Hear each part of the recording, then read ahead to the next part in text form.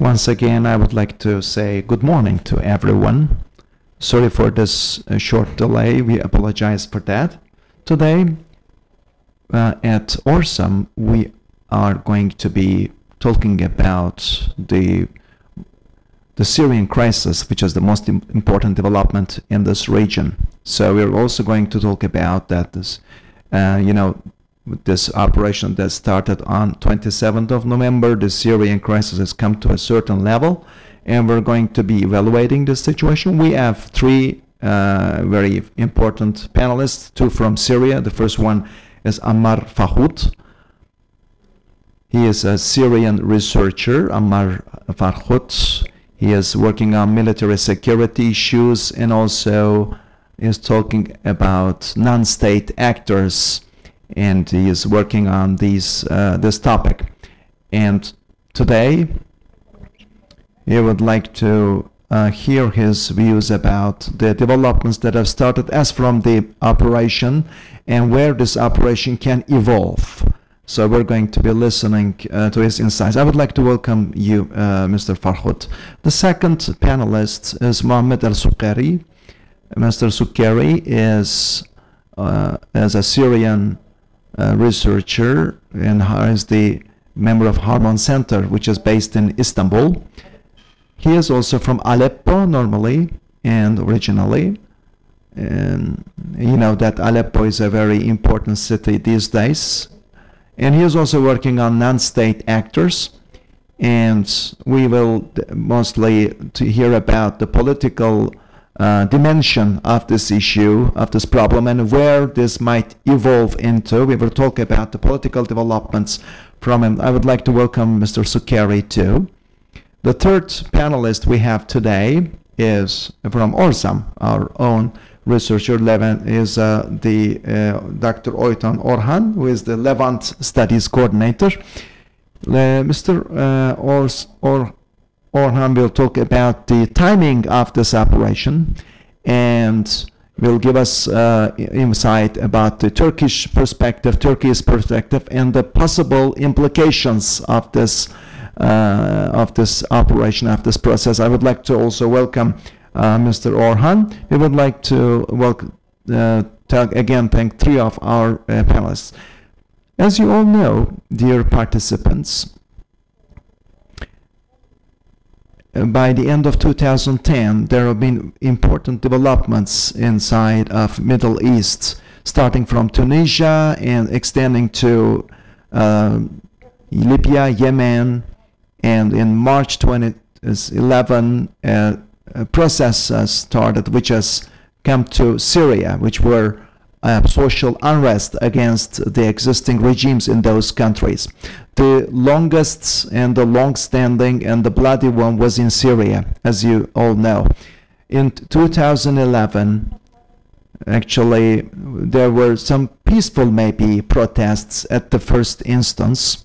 There were peaceful demonstrations without any leader, without any leading organization, demanding for more democratic and more liberal Syria. But in time, the developments have changed and have grasped military aspect. So the opposition organized under the name of Free Syrian Army, it is now known as Syrian National Army. And until 2014, the war in Syria continued with its own dynamics. But as from 2014, there have been two important developments in Syria, which has changed the dimension and the intensity of the war. The first one development was the radical elements. Radical elements became engaged in Syria, and they penetrated into Syria. And the second was, beginning from 2014, there have been foreign interventions into Syria. So all these developments have led to a different dimension of war and violence in Syria. Until 2021, 34 Turkish soldiers were martyred in Idlib, and by the attack by the regime. So in February, Turkey started an operation called the Spring Shield in 2020, And then beginning from that time onwards, there was a balance between the opposition and the regime. Now, then after this, the war became stable, and by beginning from the 2020, the war was stable and was stagnant, came to the existing position. But on 28th of November, something has happened, and our opponents have taken action. So we are going to talk about this process. So the war has evolved into a new stage, into new conditions. So today we are going to be talking about that. We will start with Ammar Farhud. And how do you see these military operations, military developments? Where do you think, in terms of security dimension, in terms of military dimension, where do you think this process might evolve into? First of all, I would like to thank you for your kind hospitality. I hope that this will bring along, Syria will become a free country, and this process might evolve into a condition where all Syrians can become free. So of course, by these pressures, and of course after the testing of the Sochi agreement, there has been an interaction. And of course, there was a distortion of the agreement which was made by Russia and Turkey.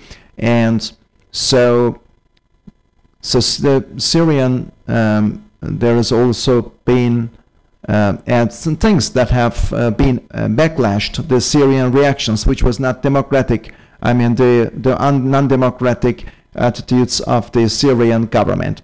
So these operations then started. When we look at the recent operation, it was in 2022. There was a planning actually for the last operation, especially with regard to the regime's assaults on the freed parts of Syria. So, you know, together with the shells, together with the aircrafts, the regime has assailed many times, and the intensity of these assaults have increased, and especially these people who are close to the engagement lines were started to migrate into Turkey in order to protect their own rights. So when we look at the latest months, especially, the pressure applied by the regime has increased, and as a result of this fact, and due to the fact that this pressure is at an unacceptable situation, intensity, then we have seen that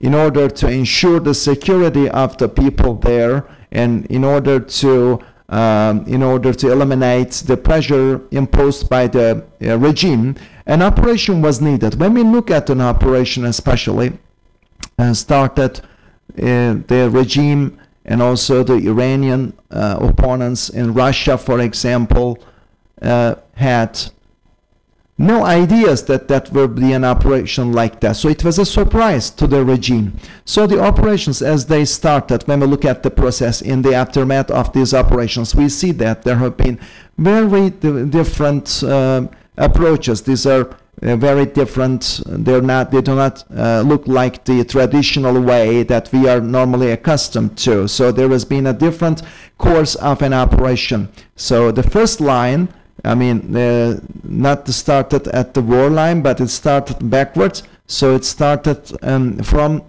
back side of the first line. So in order to eliminate the control, so they applied this almost all France, like almost 15 kilometers of scope. So also the, for example, the military consultants of Iranian military consultants were threatened, for example. They were in charge of this region too. So while these consultants, the advisors, the military advisors fell, and once these control centers were eliminated, the regime became weakened. So together from Aleppo, the south part of Aleppo, and the east part of Idlib, so these parts were stabilized for the opposition. So this was followed by, on the beginning from the west side of the Idlib, there has been an incursion into Aleppo. So normally the opponents in Syria have initiated new tactics in order to make sure that the regime cannot defend itself accordingly.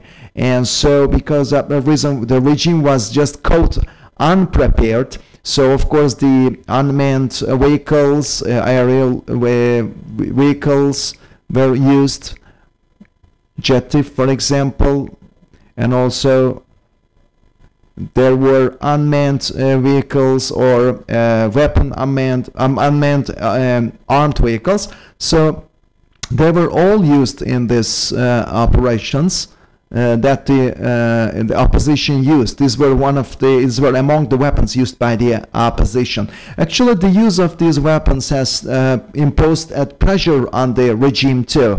This was a surprise to the regime as well, because when you look at the Iranian side and the Russian side, because both in Ukraine and Lebanon, normally they were concentrated on this war. So the regime received less support than it normally received. So when we focus on the developments, especially the Syrian opponents in the region, we see that they could not resist well, and because so we see that the regime is also in decline. So there was, when we go to Aleppo, for example, there have been no resistance. So this, no resistance was faced, and when we see, when the regime military saw this, they started to flee from this region. So once this incursion was developed, and especially on the third day, especially in the Quaris military airport was, for example, Al Quaris military airport, a very important airport, and also the captains, the pilots of all these the aircrafts were trained there. So there was a military zone there where electronic warfare is used, especially by the Russian military. So this airport is important in that particular sense. So, and when you look at this, Russia has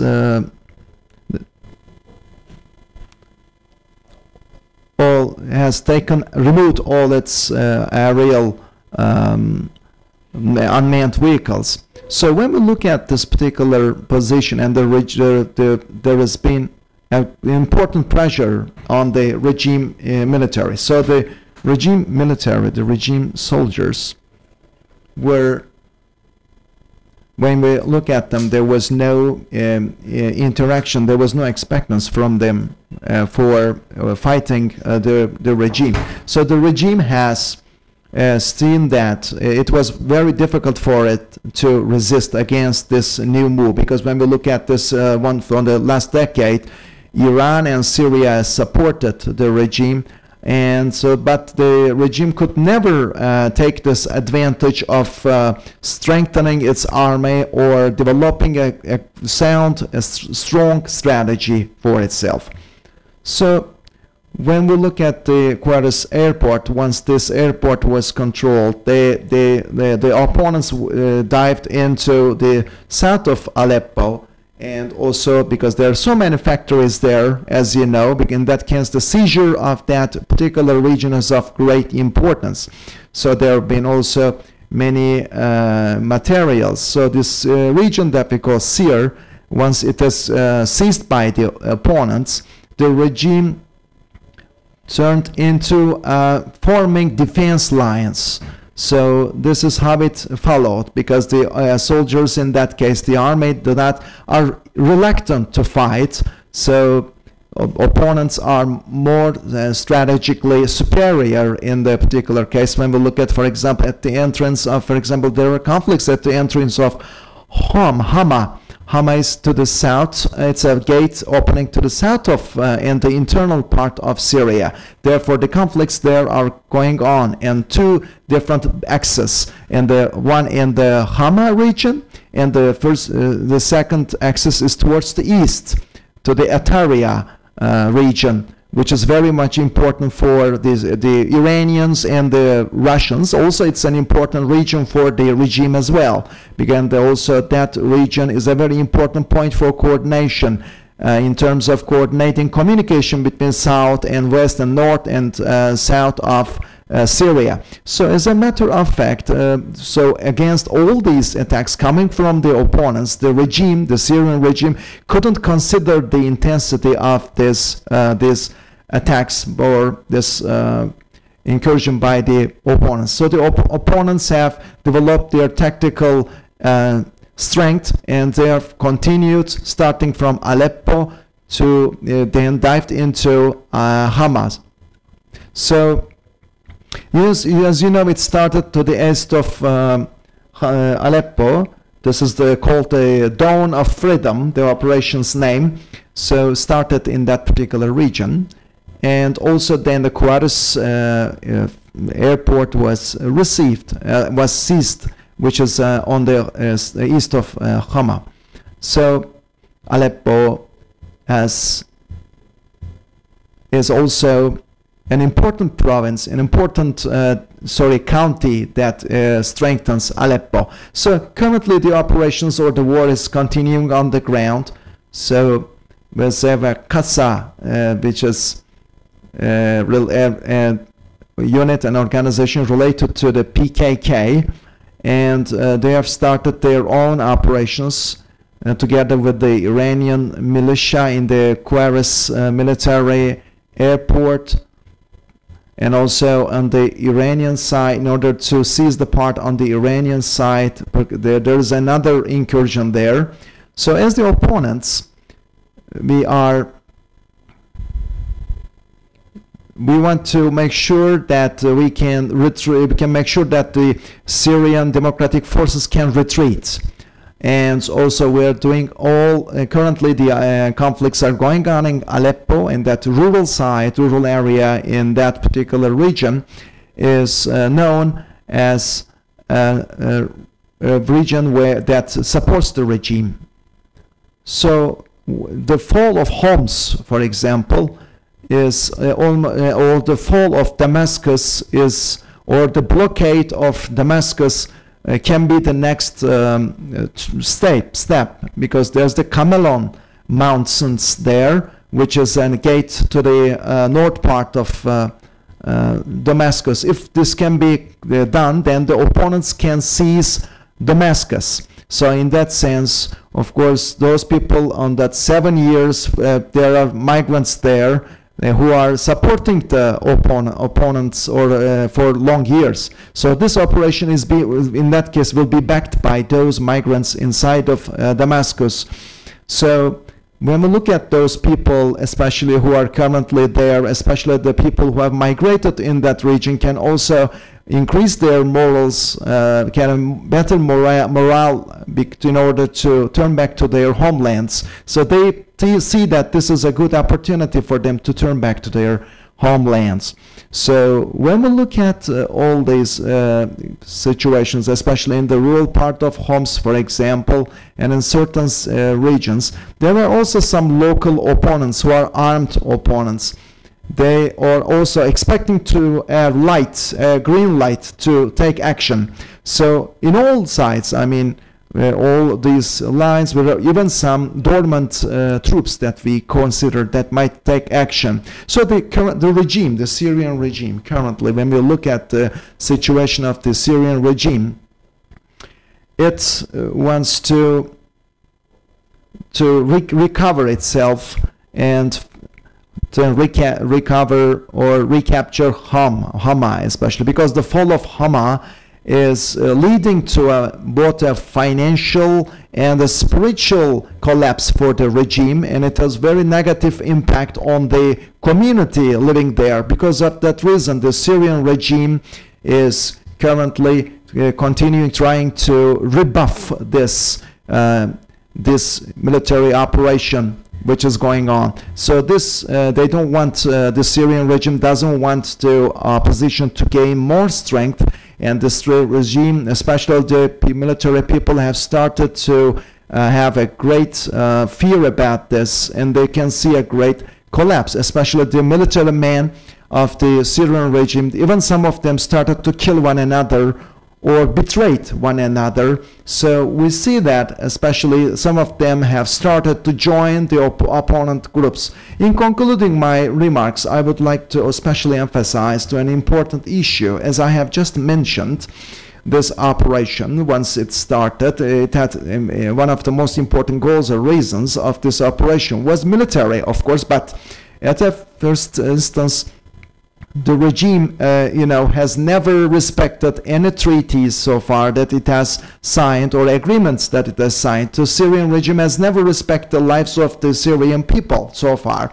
So for all these reasons, of course, so the opponents also never drew back, never stepped back during this situation. And this has led to the creation, to the establishment of this operation. So for that reason, the activities of the regime was not only imposing pressures on the Syrian citizens. Of course, there were so many military pressures imposed by the Syrian government, also political pressures on the people. But when you think of that, also there was also a threat, existential threat against Syria, with more migrants coming into Turkey, and also when we also, for example, there Captagon or drug importation into exportation into Arab countries, for example, there was a line for that. So all these all these issues were the main reasons for this crisis. So once this Syrian regime, if it is eliminated, then many problems can be eliminated. So this is also an opportunity for the Syrian people. So because as the opposition, as the opponents, we are, of course, and in order to ensure that peace may survive in this, prevail in this region, this is an important thing. Thank you very much for listening to me.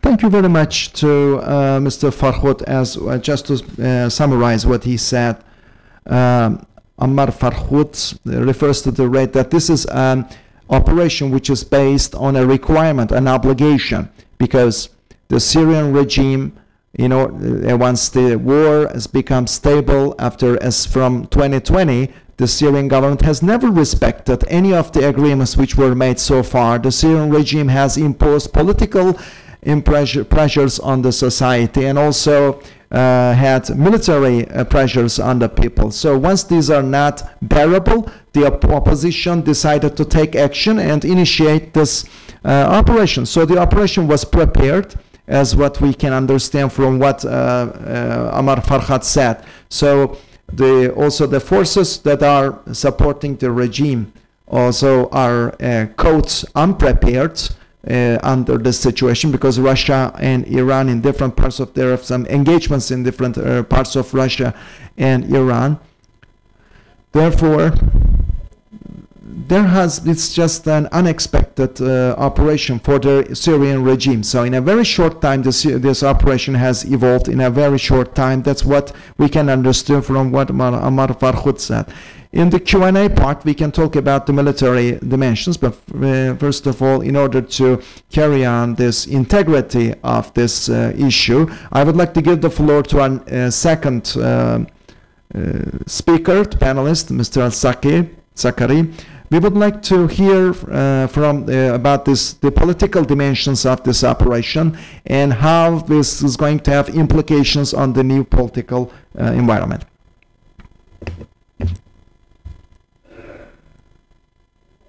I would like to thank you and I would like to thank to ORSAM for giving us this opportunity. As Ammar Farhud has mentioned, and also in his discourse, I would like to add on it. And unfortunately, the regime for the last 13 years has not made any progress with regard to finding a political solution in Syria. So the Syrian regime, when you look at it, especially consider the global developments, and also with regard to the position of the Syrian role in the region, there has been no progress made by Bashar Assad. Bashar Assad's own doctrine and own work was particularly based on that, making no progress. So Syria was also seen as an outlet, as a way exit for the Arabic world in order to get rid of all these pressures.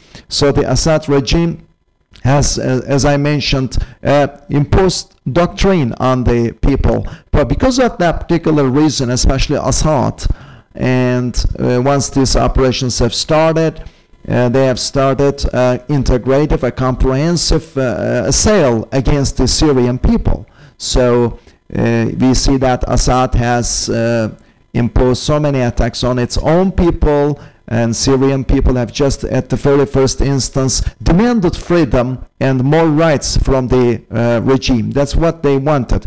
And what we can see, especially beginning from 2012 in Geneva 1 agreement, especially, this political process continued with regard to the establishment of a coalition government, and between the government and the regime there would be a balance. So there were, after the Geneva 1 meeting, of course many issues were brought along, and the opposition, the Syrian opposition, came to fore, including Turkey and other countries in the region.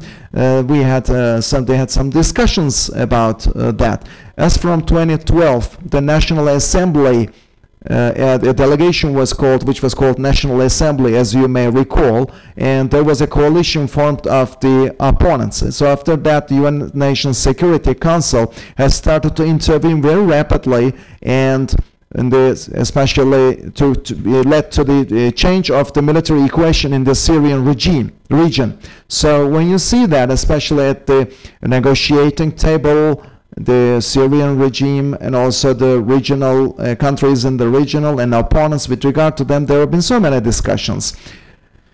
So between 2012 and 2014, the Syrian geography, as you may appreciate, was in control of this area, but it never said okay, it never approved a way for a political solution. As for the process after 2015, we see that the opponents, the oppositions, especially after Russia's intervention into Syria, which has changed all the balances, all the equations in that sense, and then there was an agreement between Russia and the United States, and so these two countries, under the United Nations Security Council resolution, so under the resolution 1018, also for the protection against chemical weapons, for example, but because there was the opposition in Syria was not well organized at that time. So of course, as a result of this, all the decisions put forward were against the opposition. Actually, they created a trend which is against the opposition. So also beginning from this time until 2021, we see that the United Nations resolutions were never implemented in a way to make sure that a political solution can be settled. So also when we look at the situation in 2020 also, there have been interactions between Russia and Iran, mostly related to the capture of this region, and also the capturing of Aleppo, for example, also the capturing of Homs and Ghouta, the eastern part of Ghouta. So in the 2018, there has been a compensation, an agreement between the United States and Israel, and in line with this, especially in order to ensure the security of the Arabic region, there have been some agreements. When we look at the situation after 2018, we see that there was a silence, a quietude in Syria in terms of developments. During this time, we saw that there has been a delegation of constitution, and an interim or the transition government was put forward from 2012 until 2018, for example. They were more active. At that time, of course, the opponents in Syria have stepped back, have retreated, have become weakened. So once this was the situation, the regime used it for its advantage, and the Assad regime used it in a despotic manner. Especially the Assad regime, when there's never opened any gate to share the government with anyone, with any other group. So this was their main attitude. Beginning from 2021 and onwards, the situation has started to differ especially where there were some security corridors there, and there were the Sochi developments which were important for maintaining security, and also there have been some steps to made initiatives taken by Turkey, also with Russia and Iran. So especially this could be a good way to bring back and strengthen the Syrian opposition. There have been some efforts for that, and until the current situation, the armed opposition groups started to become more successful. So when we look at that, many Arabic countries, as Turkey is, as they have held 9 different rounds of meetings. There have been a lot of intensive efforts to find a peaceful solution. So when we look at that, especially once the regime is beaten, and when it has a control over 70% of the Syrian territory, the opposition thought that it would be very difficult for it to settle any success in this country, in Syria. So when we look at last year, there have been so many variables have changed inside the region. For example, some together state that the normalization process, some Arabic countries started normalization process with the Assad regime. The United Arab Emirates, for example, has taken such an initiative. And this was a move just used as a pretext to eliminate the non-security issues. The United Arab Emirates has taken sides with, has approached and cooperated with the Assad regime, maybe to find the solution to this problem, maybe with an idea of to maintain a better position. But when we look at 2018, 2022, there hasn't been a very important development with regard to political solution. So Turkey has always started to as I said, has been involved in 9 different rounds or tours of meetings, finding a constitution, establishment for a political solution. But unfortunately, all these efforts have never came to a successful result. So when we look at the Syrian regime, as a matter of fact, has never accepted a political solution, and will never accept it, and never will consent to a political solution. So even if there have been pressures over it. So when we all gather all these situations together with the Syrian opponents, especially the military parts of the Syrian opponents, so especially they have tried to strengthen themselves, to capture more areas in the region, and to consider how they can better have a governance. For example, in the rural sides of Aleppo, for instance, they have started to strengthen, they have started to enhance their power, and they wanted to move forward. And also these operations that we see very recently is a good example of it. So at the same time, when we look at the situation in Aleppo, there have been problems with regard to governance and the control in Aleppo, how to govern Aleppo, for example. There has been also blocked another situation which is considered positive by the people. As a matter of fact, the military operations put forward by the opposition, and also to maybe made a way to take advantage of the developments. There have been, for example, the non-political solution, or not for humanitarian efforts, but actually these were not very sufficient. Actually, there have been some implicit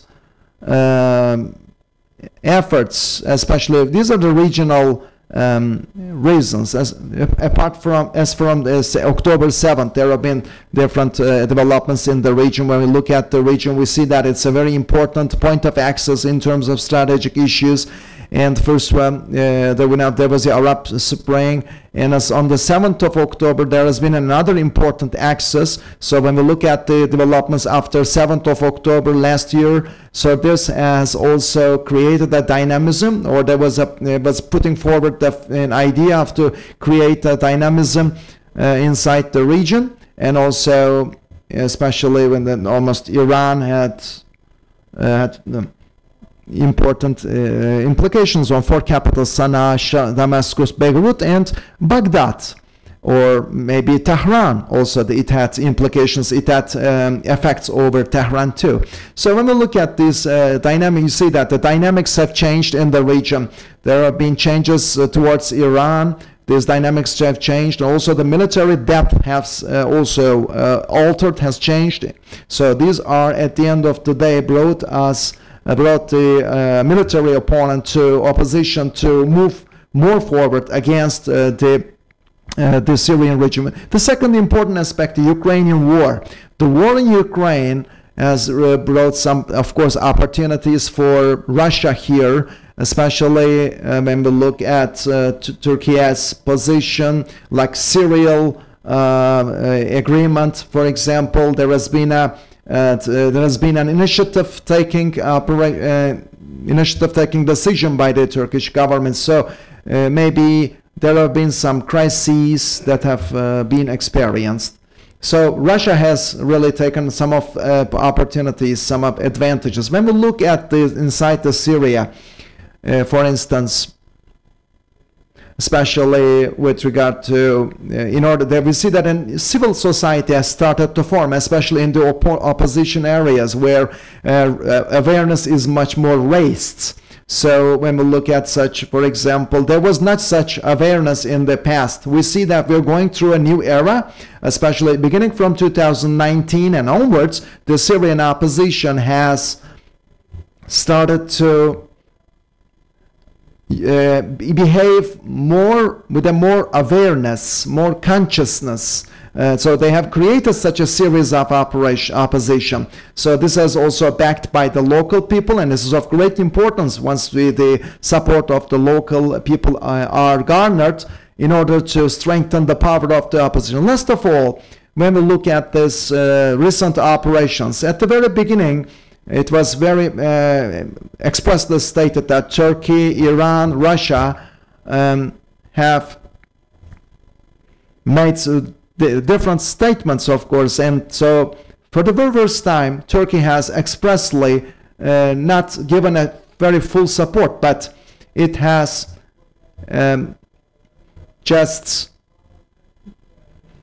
started that this is related, all the operations, all the cases being conducted by the opposition in Syria, Turkey said. Maybe this might be a difference of opinion or difference of policy in the Turkish government, but especially Russia, for instance, 2 days ago said this: we, as the Russian government, hope that from Turkey, it should have, this is a good opportunity for it to stop its own operation inside of Syria. That's what the Syrian government said. The third dimension is Europe, related to the European Union and the international community.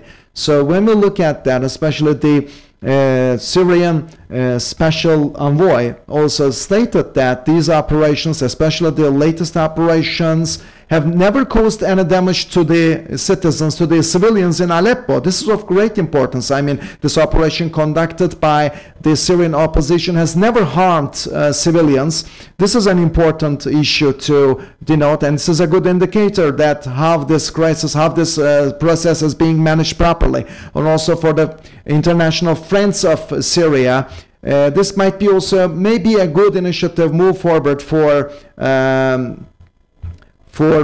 finding a political solution. But of course the United States position is important, especially under the United Nations Resolution 2254, and the United States of course considers HTS as a terrorist organization. So when we look at that, the military groups in Syria are also free, as the United States gave them support to carry on their activities. So as when we look at these regions and this region, and also the variables in the region have been put forward in a different manner with regard to Syria, with regard to Iran especially, in order for the armed opposition to gain more strength. These were all very important developments. Our armed opposition has put forward a model whereby it can create an institutionalized way of both military and civilian aspects to create a different its power of a different governance as an alternative to the Syrian regime, as an alternative to Assad. So this can be also seen as shown as an example to the international community. If Assad goes, we are here as a different alternative. Thank you very much. We would like to thank you. Microphone, please. Microphone, please.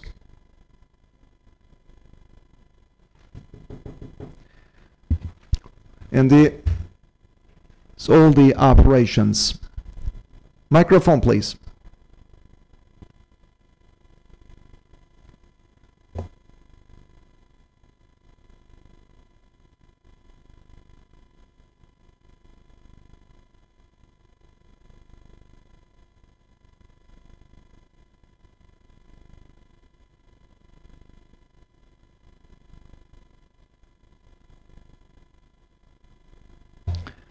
Well, when we look at the statements, these remarks made by Mr. Sukkari, he said that this operation and the developments in the military is developed due to the political blockage, political problems actually. So the fact that no solution was made has urged the opposition to go for a military operation.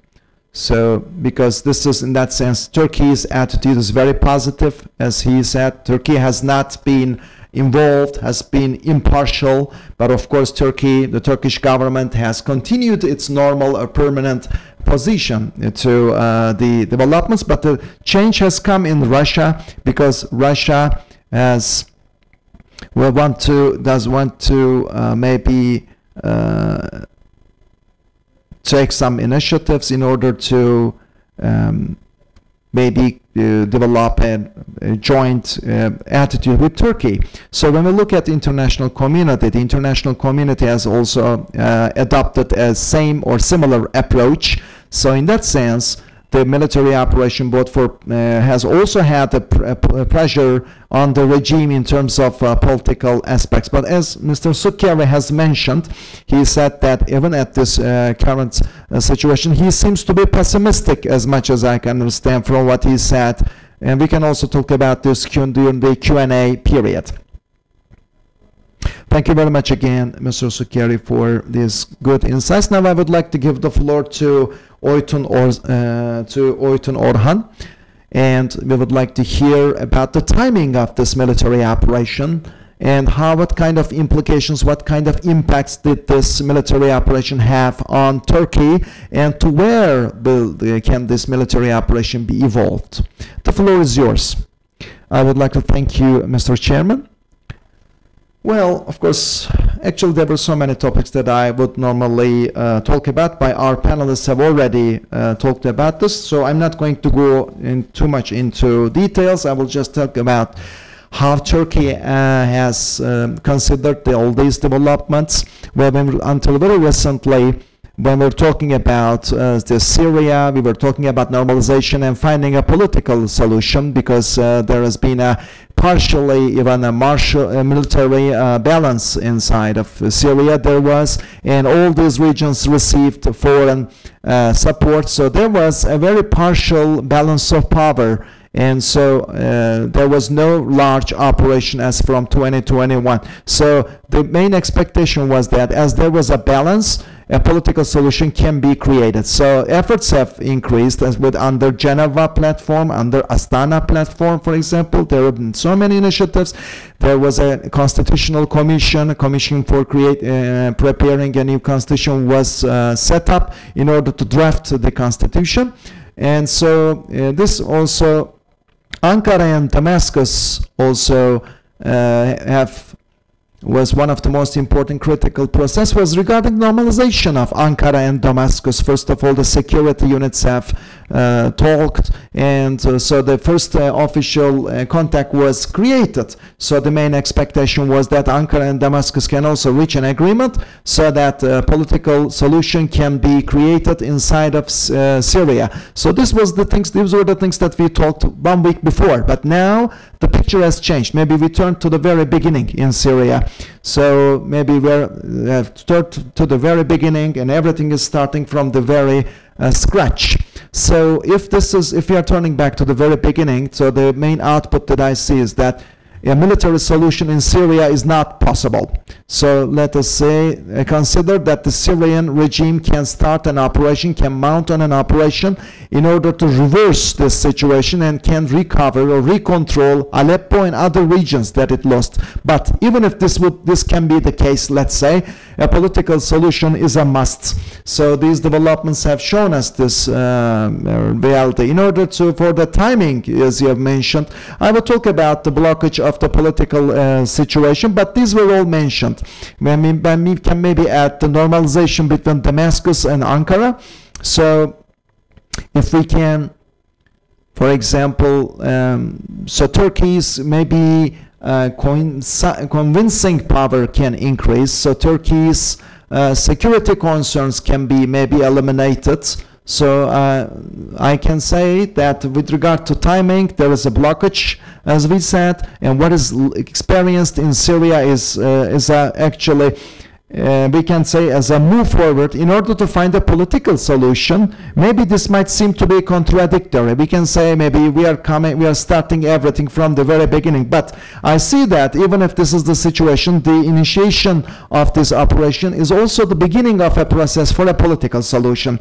So this has, for example, had the tension between Iran and Israel has also had impacts on Syria in some aspects. The first thing is that Iran's regional strength is weakening, and Iran's proxies are weakened in the region. So its elements in Syria have already withdrawn to different parts of Syria, or left Syria, or they were attacked inside of Syria. Of course, Hezbollah has also played an important role as the Syrian regime declined its power or lost its power. So the elements of Hezbollah has now become to retreat back to Lebanon. So this created a vacuum of power.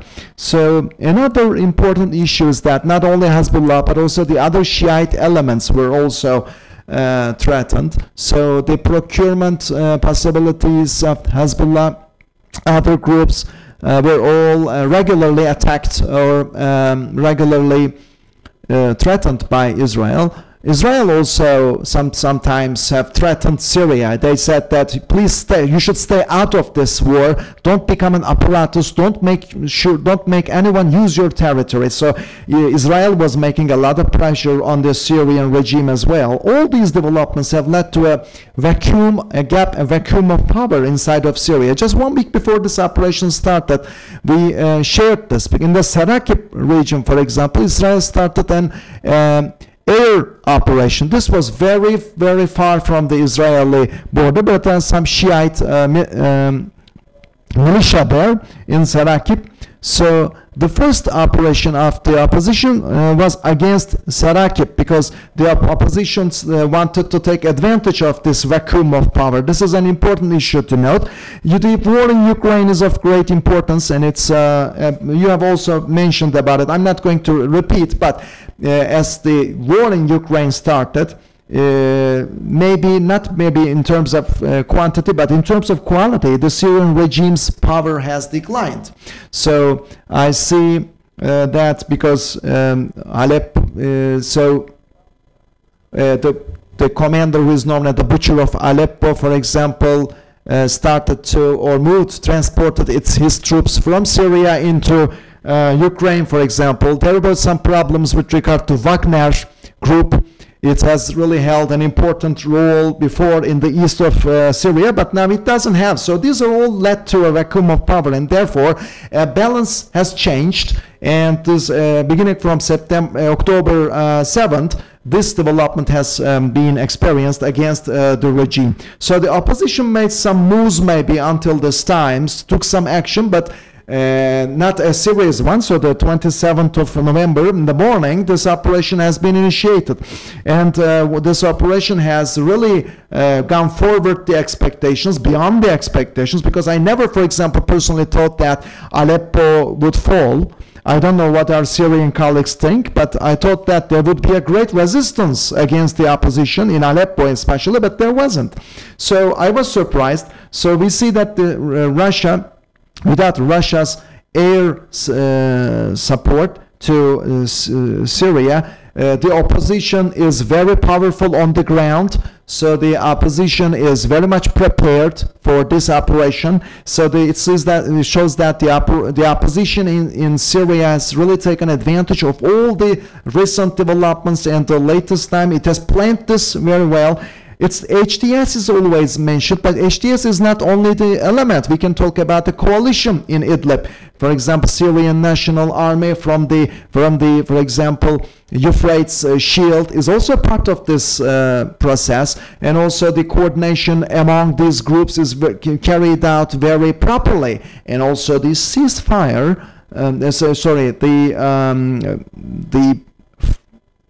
The fires and also the weaponry capacity is another important issue to denote.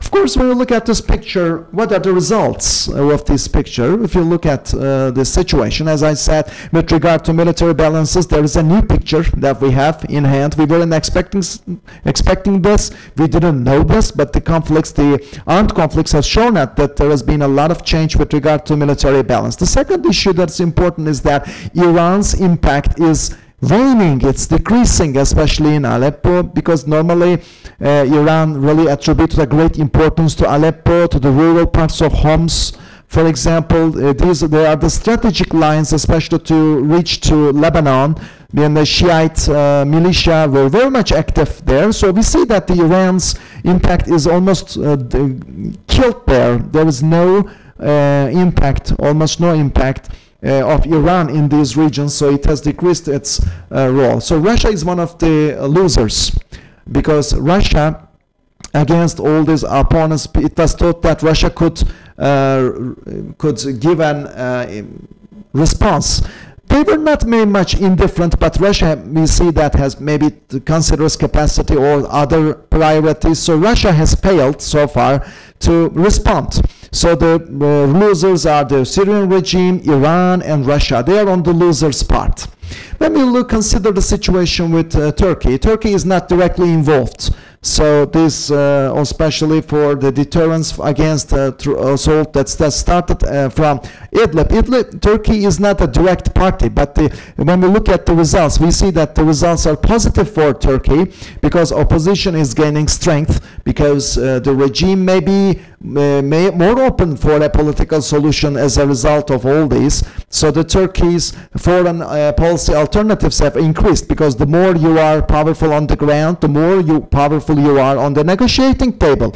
So especially there have been so many other foreign policy alternatives which are also brought for Turkey. For that reason, we see that this is also one of the important positive results of this operation for Turkey. So the first priority of Turkey is fighting PKK, YPG, and terrorism.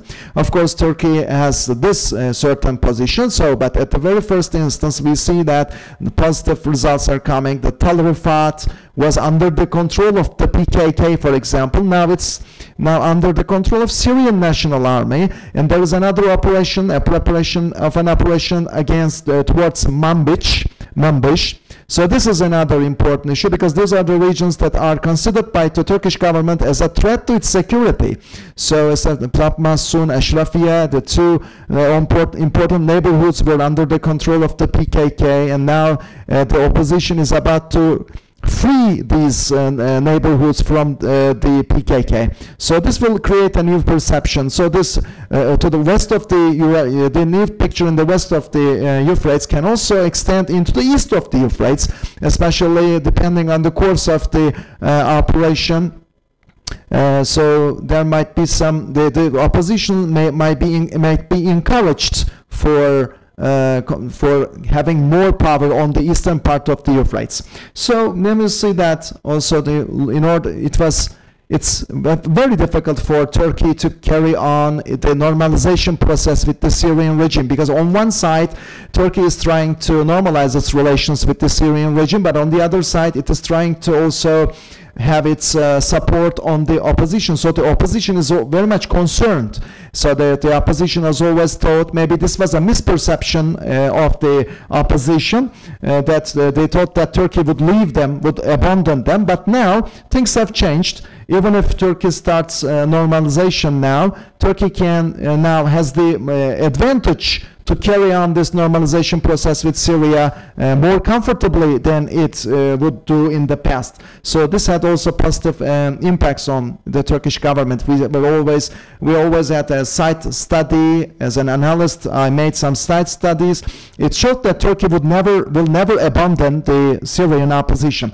On the other side, Turkey has now more capacity to manage this opposition region, because it's a very tough place, a tough geographic place with limited resources. But now the biggest city of Syria, the economic capital of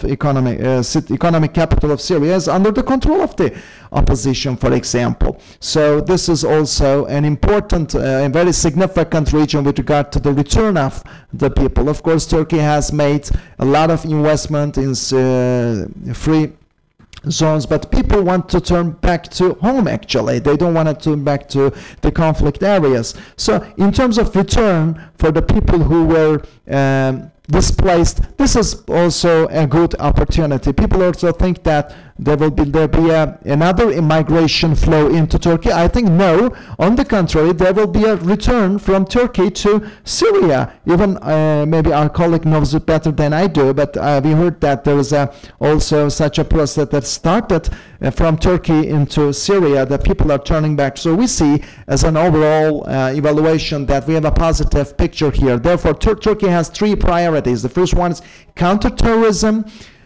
Counterterrorism has gained strength. The second one, the migration issue, is another important issue, especially the operation can have positive results. The third one is political solution, to create a political solution between the regime and the opposition.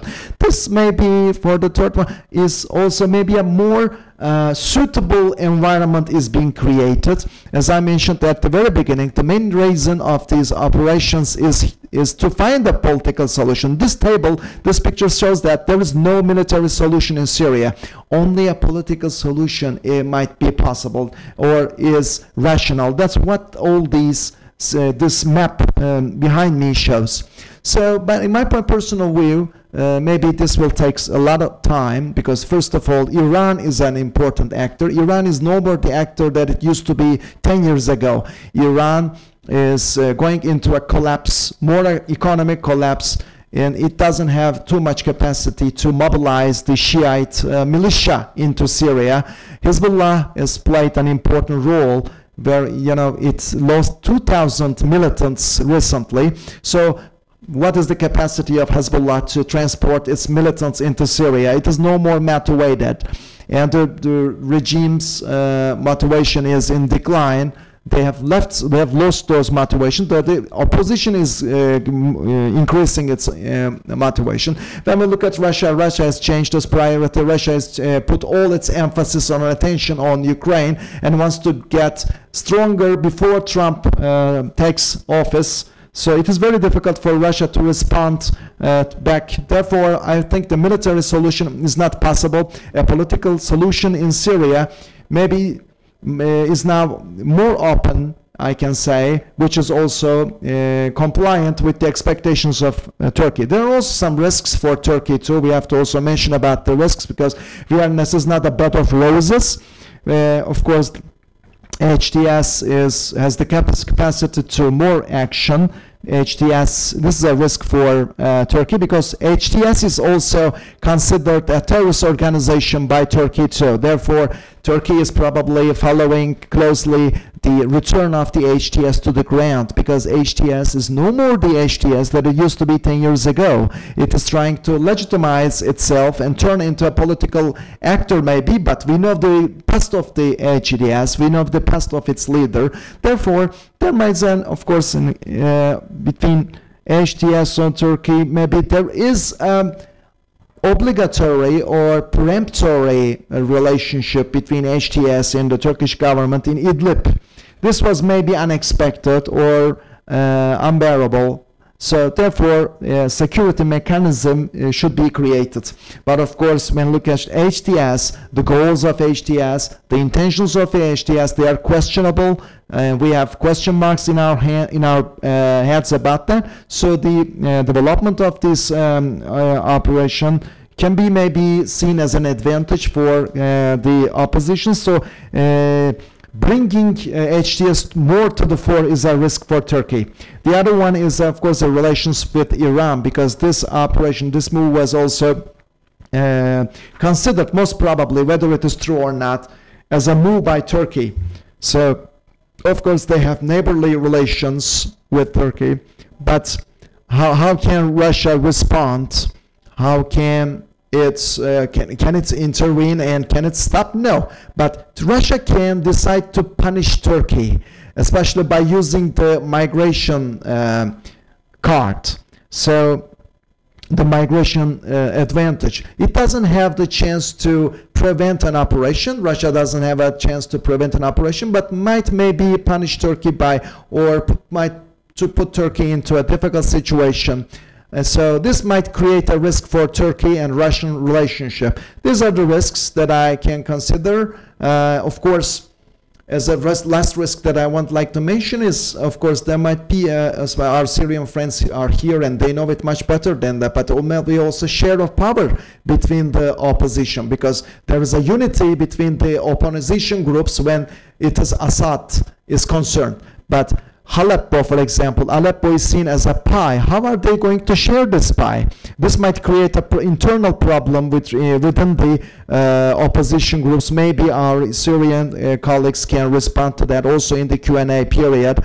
And also there might be some problems in Idlib and other districts of Syria between the opposition and other issues. For example, managing is an important problem. For example, Turkey has had a lot of experience, but now the region is enlarged. Aleppo is there. Turkey has a lot of challenges. Turkey has to put forward a successful model for management. Before I conclude my remarks, I have to say that 2 months ago, as ORSAM in IPAP, we held together with the Chamber of Commerce of Aleppo. They said people are coming to there is an economic crisis in Aleppo, but in Elbap they said there is an incredible industrial organizational site. So Turkish businessmen are investing in Elbap. So normally Aleppo has more opportunities. Now it is controlled by the opposition. So I can say that, of course, there are opportunities. Once opportunities are more, the situation will be more challenging. But in terms of economy, there will be more dynamism in the future, I hope, I believe. And this will be a good way to create opportunities for the Syrians to turn back to their homeland. Thank you very much for listening to me in patience. I also would like to give detailed information during the Q&A period.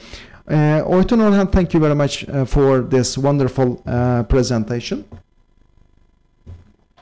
You mentioned that in 2021 there you mentioned about a political balance which was expected to bring forward a political balance. A military balance was expected to bring a political balance, but unfortunately the blockage couldn't be eliminated in Syria in this time after the preceding years.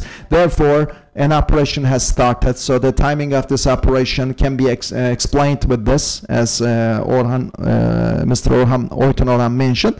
With regard to his reflections on Turkey, of course, Turkey's priorities were always considered, like counterterrorism and also of course, the retreat of the PKK, YPG is of great importance for for Turkey, and also cleansing of the PKK from the west of Euphrates is of great importance for Turkey, and also an advantage for Turkey. With regard to power, of course, there might be a backward migration, as you said, not into Turkey, but outside of Turkey into Syria.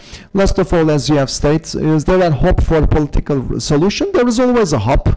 Of course, Oytun Orhan mentioned that military solution is not a realistic solution, and the political solution will have to be created, and the military solution will evolve into a political evolution. So thank you very much, Mr. Orhan, for listening to for your presentation.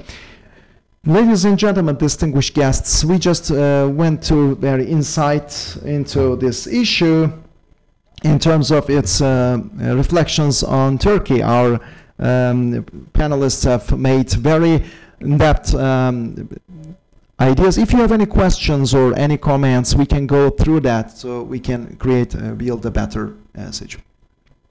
Thank you. Hello.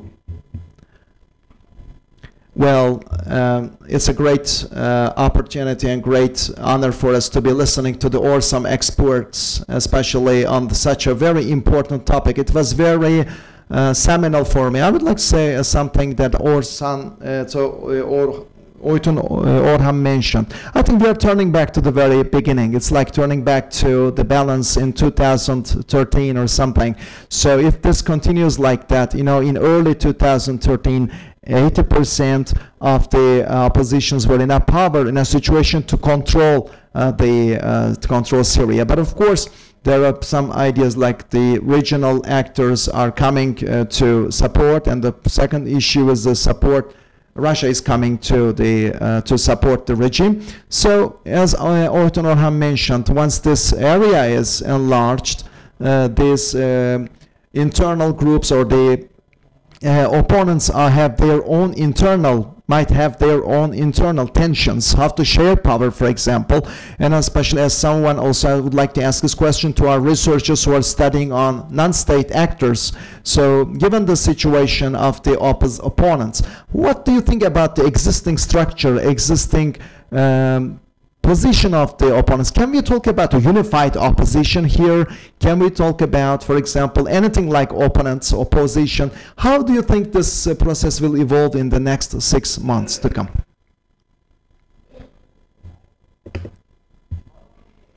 When we look at the current situation in the opposition, so in 2012 and 2013, of course, the opposition is quite different than the opposition before. So the first difference is related to military issues, and the Syrian National Army is in Aleppo, and Fethul Mubin brigades are there, for example, and of course, there is a different organization that they do have. This is the military aspect. When we look at the political aspect, of course, the opposition is working on the political side. But when you look at the military part again, I can say that technically there has been a great difference when you compare the opposition in 2012 and now, because the disciplines have changed, the doctrines have changed, but also there have been so many changes on many different axes in which are quite different than today. So especially with regard to military decision mechanism, for example, there is no one side or unitary way of taking mechanism, because now we see the opposition has more expertise. It has more expertise in terms of using heavy weapons or light weapons, and it is becoming more specialized in different specifics. Therefore, in terms of military aspects, we have quite a different opposition than we had before. So therefore, the military opposition is quite different. It has more positive move forward.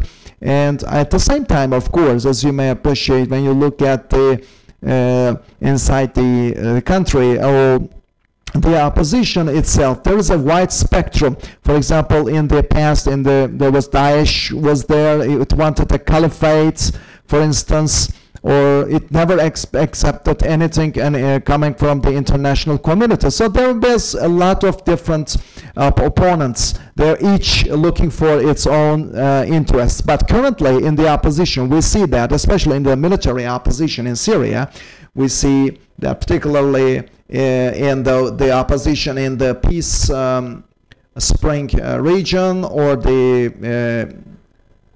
for example, there has been a more integrative, more comprehensive opposition. So there is no, especially when you look at the places where you concurred, there is a problem where maybe, like, for example, a discourse that they have put forward, because they have very good positive discourse on the other hand too. But this political discourse and the military discourse might be different inside these groups. So these military groups see that we are more unified. But at the same time, when you look at also the other people in the Alawi people or the Shiite inside of Syria, they also gave a positive message to these people in order to bring forward under a national project. So as a result, I can say that currently the existing opposition, because of its military position, it cannot, I'm not talking about a military solution here, but the regime is a very, very bad situation, so it cannot recover its previous power. So the return, I don't think that the Syrian regime can get back the places that it lost. So in that sense, of course, the opposition, when you look at that, in some cases it stepped back before, but now the Syrian opposition, together with the regime, is taking more steps in order to maybe sit around the negotiating table, because Turkey, made a leap forward, and the Syrian opposition, in that sense, wanted to generate a solution. So it's quite a different opposition that we have. Can we also say that the Syrian opposition is, together with the political opposition, together with the military opposition, is the military opposition acting in line, in harmony with the political opposition? Can we talk about the harmony? Yes, when we look at this framework, we can tell this, because when we look at the national project, there is a coordination, there is a consensus under the principles of brotherhood inside of Syria. Microphone, please. Maybe in some aspects there might be some disagreements or differences, but when we look at within main thing, we see that there's a specialization, there is a self-sacrifice, and at the same time there is a partnership. And also with regard to the management of Aleppo, for example, this is, and also the local government or the governing of Aleppo by the people resident in Aleppo is another issue. So the military power is not asking for any permanent power and a permanent government in Syria. So there, I asked them also, they have a good consensus with the political opposition. First of all, I would like to thank you for this comprehensive knowledge that you have brought us. I would like to have two questions. The first is Çetiner Çetin in Habertürk has written a column, an article as a columnist. He mentioned about two concerns here. The first one is that there might be how to follow a roadmap regarding social inclusion inside the regions that is captured by the opposition. The second thing is about the HTS. For example, what will be the women's rights in these parts? Because in terms of HTS ideology, for example, what will be the women's rights? Will there be a strategy? Will there be a policy to be followed? This was the first question. The second There is a drone story that we have told. The Turkish drones are mentioned here. We have this also something that we heard in Karabakh too. Can you also give us information whether Turkish drones are used here or they are utilized? Thank you very much for these questions. And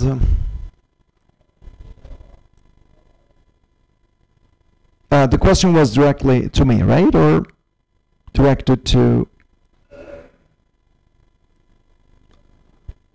What I would like to say, when we look at the regions that we have conquered and unified, especially, there might be, with regard to this region, we have, we want to make sure that nobody outside of Syria will be inside of these regions, of these conquered regions, especially in Aleppo, for example. Only the residents of Aleppo will govern Aleppo. So there is an initiative just as started called the Initiative for Aleppo's Residents, for example. So also with regard to managing their situation, they want to rule their own city together with, of course, with the other actors. When we look at your second question with regard to HTS position, HTS ideology with regard to women's position in society, I can't say that there has been any violence against women.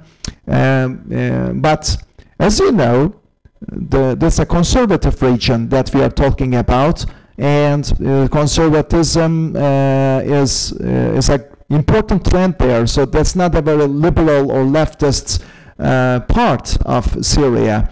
But when we look at Idlib, for example, there are some villages of Druzes or other groups, for example. So for those women who are living there, for example, their places of worship will never be subjected to any, or has never been subjected to any violence or bad, evil thing. So this is a very important priority. When we look at Aleppo, for instance, they have their own powers, and especially the churches, also the conservation of churches of great importance, and also to make sure that the Christians living in that area can receive their needs. Also, there is such a consensus inside the military opposition. For the drones or the unmanned aerial vehicles, as you know, there are some groups, of course, because of of course, it is not possible to get any UAVs from any other countries, including Turkey.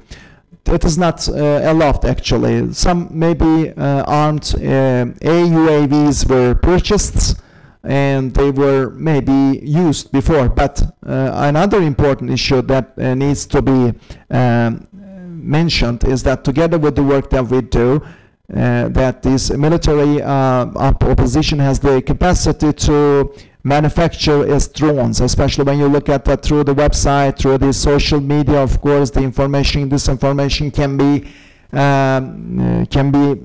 obtained in the areas controlled by the opposition.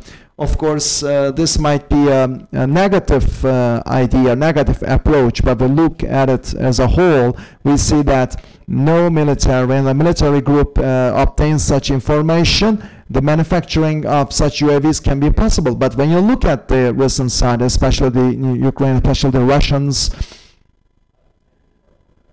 in both sides, both in Ukraine and Russia, there have been some drone manufacture potentials. They want to maybe have the same potentials that normally Ukraine has. For example, Daesh can do it. Maybe Daesh might try to, Daesh is always because looking for the methods on the website to manufacture its own UAVs or AUAVs. So this might be manufactured by people. So other countries may not be needed. So some of the armed groups can definitely manufacture their own weapons. Thank you.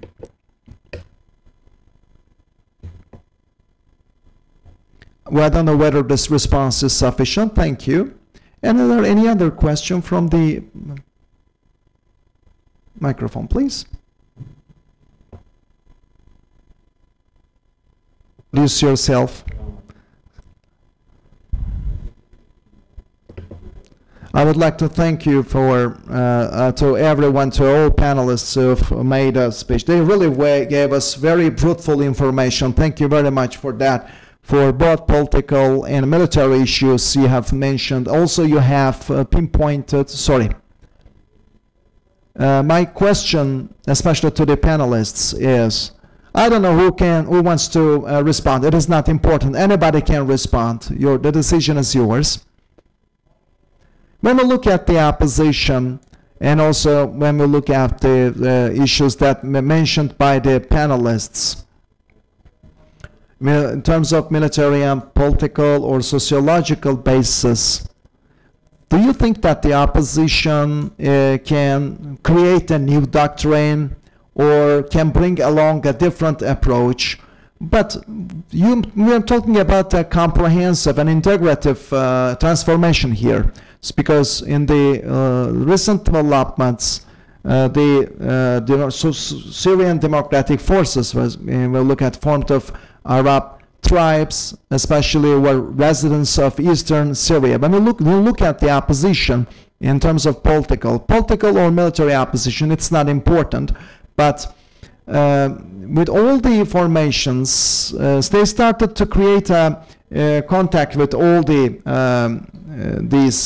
groups. So this democratic Syria forces, they are of course against Assad. Of course, they are receiving support from the United States, but of course they have a good, close ties with the United States.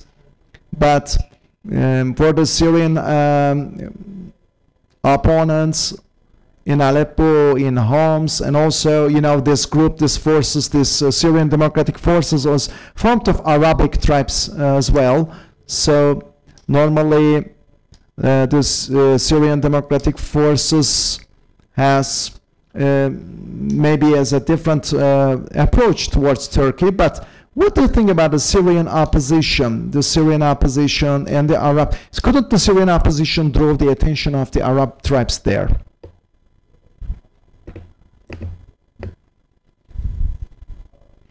Well, when we consider the issue with regard to the Arab tribes, or when we look at the Syrian democratic forces or terrorist organization, some of them are called, maybe this is just one part of the perspective, one part of the picture, because when you look at the Arab tribes, they are the part of Syria, therefore they are an essential part of the Syria. So across the entire country, Syria, there have been so many different ideas of Arab tribes. Some of them are supporting, some of them are against the Syrian democratic forces, especially once the opposition became more successful. It has gathered the Arab tribes together, and also therefore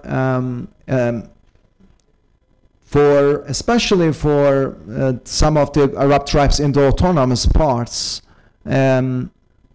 they're coming together with the Syrian opponents. Might be possible, of course. This might be an option. But what is important is that we consider is that the Arab tribes are separated in themselves. They are divided in themselves.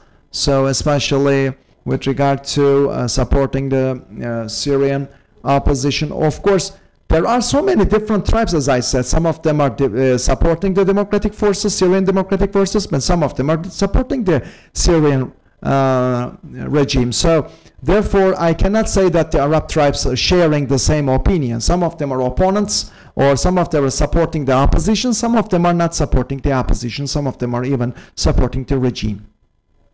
What I would like to say is, normally when you look at the opposition, the military opposition inside of Syria, we see that together with, there has been no conflict with Arab tribes, between the opposition and the Arab tribes. But when you look at the Arab tribes who are under the Syrian democratic forces, they were involved in conflicts against the opposition, just to support the Syrian regime, or just to support the Syrian democratic forces. We cannot say this is, after all, a de facto situation. Of course, Iran should be isolated from the region. Of course, when you look at those autonomous regions, for example, especially